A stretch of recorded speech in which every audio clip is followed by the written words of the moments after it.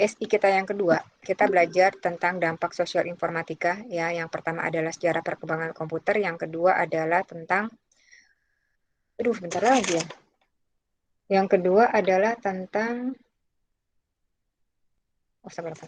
Yang kedua adalah tentang aspek ekonomi produk informatika. Nah, aspek ekonomi produk informatika. Oke. Sini ya. Oke.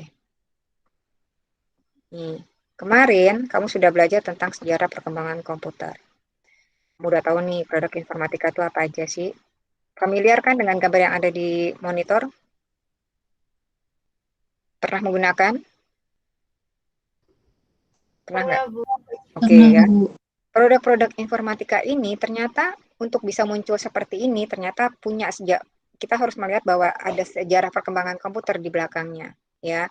Dari apa? Dari munculnya abaskus pertama, ya, sebagai alat perhitungan, digunakan orang sebagai alat perhitungan. Nah, kemudian, nih Ibu mau tanya, kamu kenal nggak tokoh-tokoh atau mesin yang ada di layar ini? Kenal nggak sama tokoh? Kenal satu, Bu. Ya, Kenal satu. oke, sebentar gantian. Oke, siapa? Sarah. Oke, Sarah.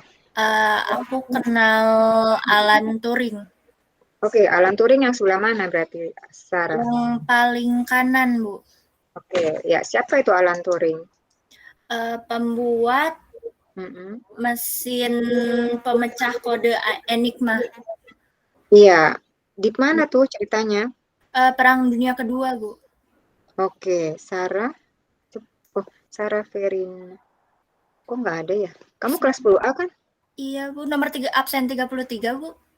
Oh, Sarah Fahira. Oke. Ya, Sarah. Ya. Terima kasih, Bu. Ya, terima kasih, para.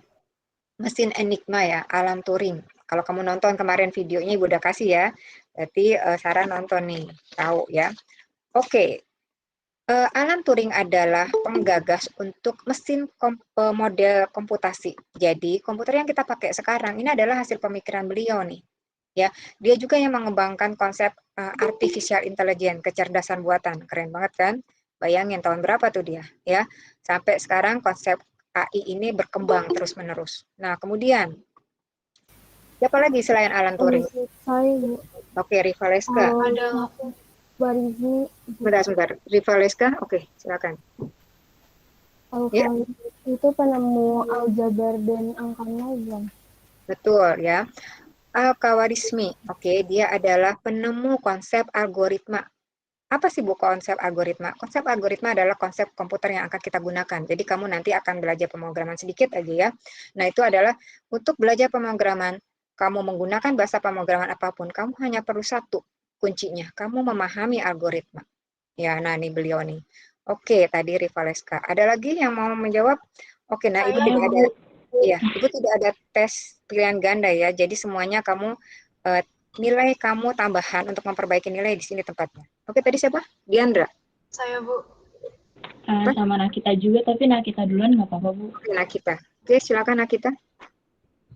Yang cewek itu ada Loveless, Bu. Ya, siapa itu? Dia pemrogram pertama di dunia. Oke, dialah programmer pertama di dunia. Ya, bayangin, programmer pertama bukan laki-laki ya. Laki-laki jangan sombong ya. Yang merasa, oh programmer kan kerjaan laki-laki. Ternyata justru penemu programmer itu adalah perempuan ya. Ada Loveless ya. Jangan GR laki-laki ya. Walaupun yang banyak jadi programmer laki-laki. Di perempuan juga bisa. Harus kamu tunjukkan bahwa kamu perempuan bisa. Oke. Oke, kemudian tadi Diandra. Oke, Diandra.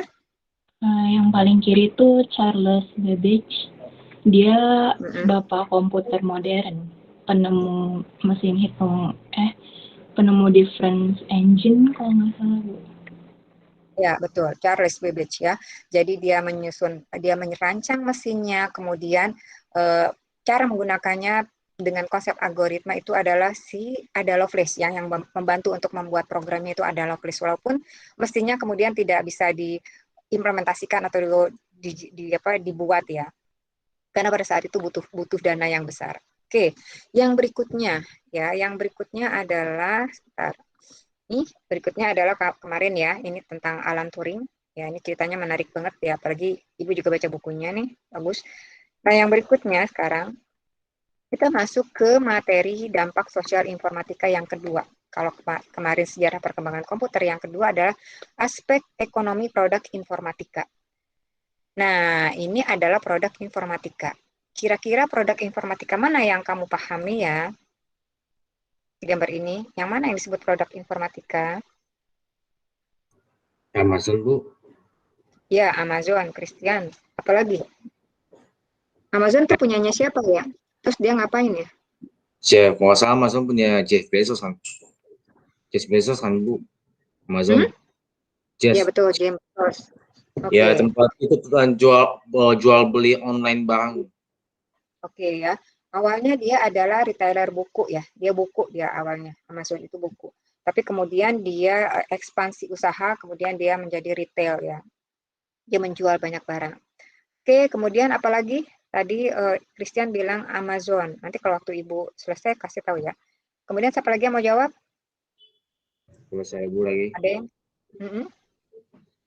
Microsoft. Oke, Microsoft.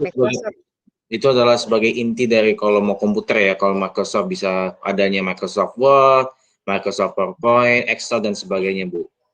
Oke ya, perangkat lunak ya berarti ya Microsoft. Oke. Ada lagi? Dia juga bikin perangkat kerasnya sih. Ya?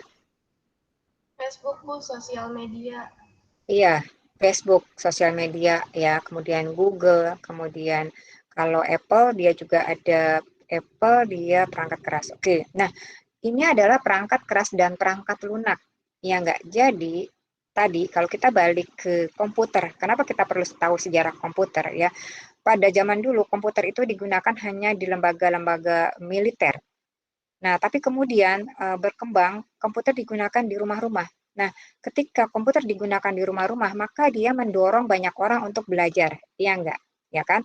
Jadi, pertumbuhan komputer kemudian juga mendorong industri-industri perangkat keras dan industri-industri perangkat lunak. Karena apa nih? Seperti kamu belajar di rumah aja, kamu pasti bilang, "Ibu, aku butuh komputer, aku butuh headset, aku butuh banyak kan?" Sehingga apa? Pasar merespon. Pasar melihat kebutuhan masyarakat. Oh, banyak nih yang butuh. Sehingga tumbuhlah industri perangkat keras, tumbuhlah industri perangkat lunak.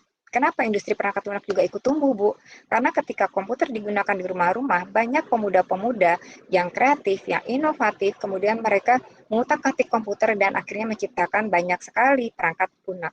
Contoh, ya, Bill Gates, ya, Microsoft. Kemudian Google, ya, dia Larry Page dan Sergey Brin, ya, mereka itu melakukannya di garasi rumah mereka. Jadi mereka nggak punya kantor, tapi mereka melakukan di garasi rumah mereka, ngutak-ngatik program yang ada di komputer, sehingga akhirnya terciptalah Google, ya, mesin pencari. Kemudian Facebook, Mark Zuckerberg, dia waktu itu di kampus, dia ngerjainnya di kampus, dia iseng sebenarnya, tapi kemudian Facebook menjadi besar. Begitu juga banyak produk informatika lainnya yang tumbuh dari anak-anak muda yang kreatif, inovatif, dan ingin tahu. Ya, jadi mereka mencari tahu. Jadi kamu pun anak muda, jangan diem-diem aja. Ya, tapi gali terus potensi yang kamu miliki. Sehingga siapa tahu nanti kamu bisa menjadi salah satu seperti mereka. Oke. Nah, kemudian berikutnya. Slide berikutnya apa ya? Oke, ini. Nah, kalau di luar negeri punya, kita juga punya kok, Bu. Punya nggak kita?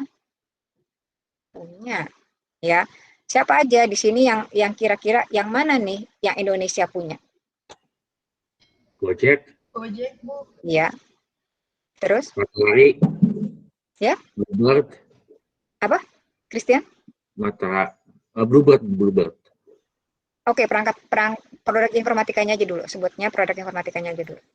Yang produk informatika aja dulu. Ya, oke. Ya, selain yang tadi, coba. Nah, yang lainnya yang belum bicara. Oke, Dewa. Dewa udah ya? Jeremy. Oke, Jeremy. Produk informatikanya apa aja nih?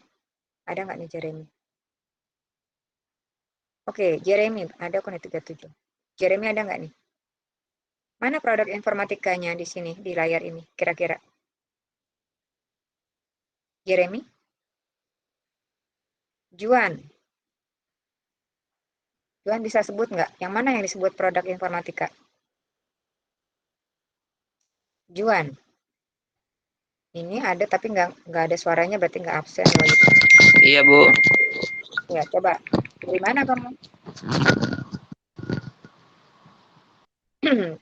Coba sebut produk informatikanya apa aja tuh. Kamu dari mana, Juan? Dengerin Ibu nggak tadi? Dengerin, Bu, tapi sinyalnya lagi nggak benar. Oke, produk informatika yang ada di layar kira-kira apa aja tuh?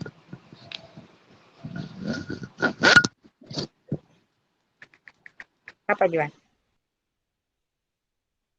Kelihatan nggak layar Ibu? Kelihatan, Bu. Jawab dong. Apa itu? Yang mana produk informatika? Bisa disebut nggak?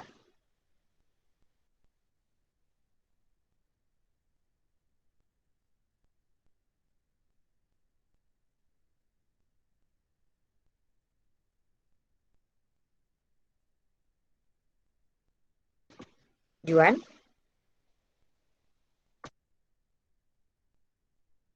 Oke, Mauricio. Baik, Bu. Ya. Di sini mungkin taksi, Bu. Produk informatika.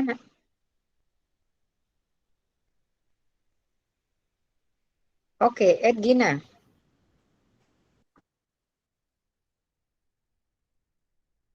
Edgina?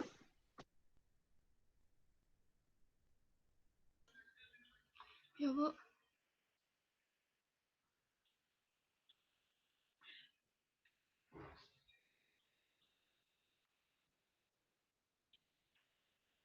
Ya, Edgina, silakan jawab produk informatika apa aja?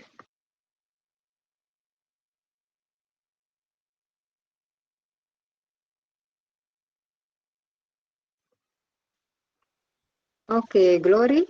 Palu apa sih, Palu? Ya, Bu. Ya, Glory. Bisa disebutkan, Nak? Gojek nggak sih, Bu?